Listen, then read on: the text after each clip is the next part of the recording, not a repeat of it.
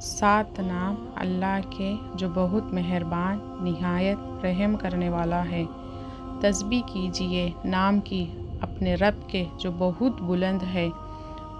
وہ جس نے پیدا کیا پھر اس نے درست کیا، اور وہ جس نے اندازہ کیا پھر اس نے ہدایت بخشی، اور وہ جس نے نکالا چارہ پھر اس نے بنا دیا اسے کوڑا سیاہ۔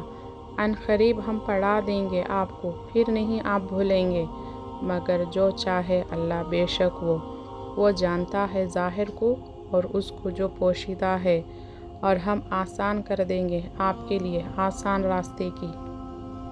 بس نصیحت کیجئے اگر فائدہ دے نصیحت کرنا۔